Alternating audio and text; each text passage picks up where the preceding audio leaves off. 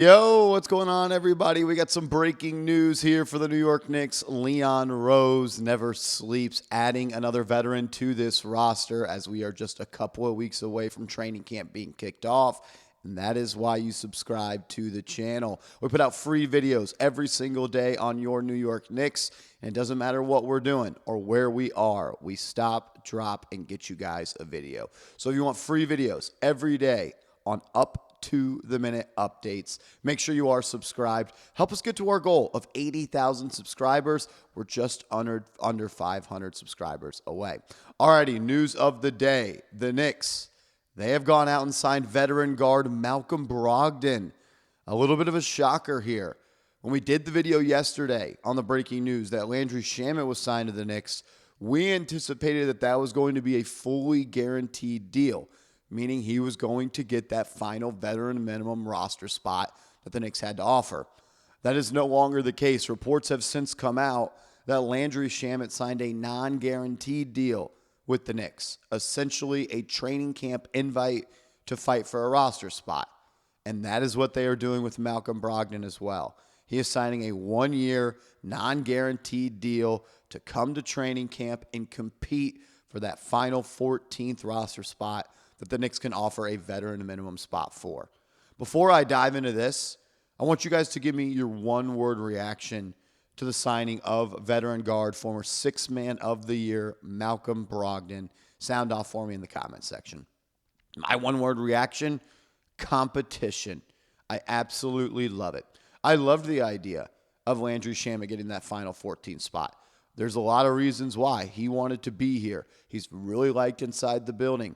Players on the team wanted him here. He had some big-time moments in the playoffs against the Indiana Pacers. Once he was healed from that shoulder injury, he was shooting like 43% from three on good usage, and he's willing to compete on defense. But I love having another person come in and fight with Landry Shamet and prove who deserves that spot more. Competition is always the best thing. And Malcom Brogdon is a player that at this point in his career, at just 32 years old, you're getting a guy that is much better than just a veteran minimum tryout at training camp. The reason he has been regulated to this type of contract is because of the availability. He hasn't been able to stay healthy. Played in just 24 games in 2024, 2025. Played in 39 games the year before that, 67 games the year before that, 36 the year before that, 56, 54, 64, and 48. So he has not played even close to a full season since 2019, and I guess in the 2022-2023 season with the Boston Celtics, where he played in 67 games, and he was named the Sixth Man of the Year. But this is a guy that still has talent. This is a guy that still has juice. He can still score in this league. Last year for the Washington Wizards, averaged 12.7 points per game in 23.5 minutes per game. Shot 43% from the field. He can handle the ball. The Knicks have been looking for a veteran point guard to be a backup on this roster. Brogdon, 4.1 assists last year to just 1.6 turnovers. So he's going to have the opportunity to compete and be a backup point guard on this roster. Ian Begley tweeting out this morning, Malcom Brogdon's deal with the Knicks is non-guaranteed. He will obviously get strong consideration for the final roster spot. Landry Shamet will also get strong consideration for the spot. If the Knicks don't make a trade, they will have to choose between the two veterans. Knicks have been looking for a backup veteran point guard.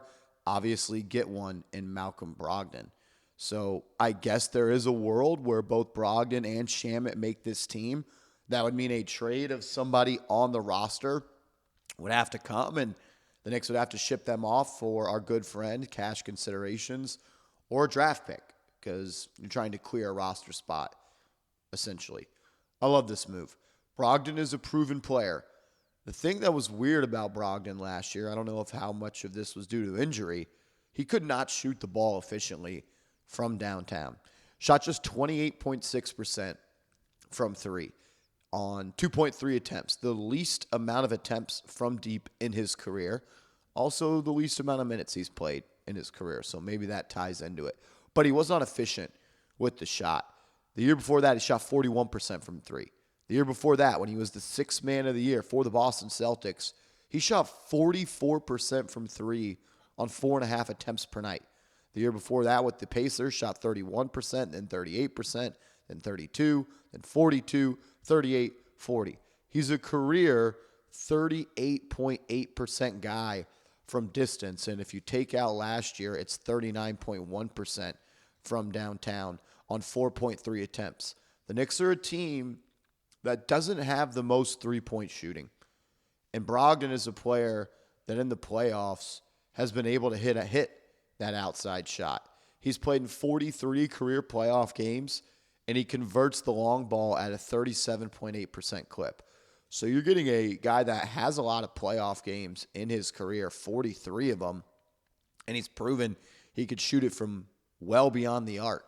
The Knicks shot at the 10th best rate from downtown in the playoffs.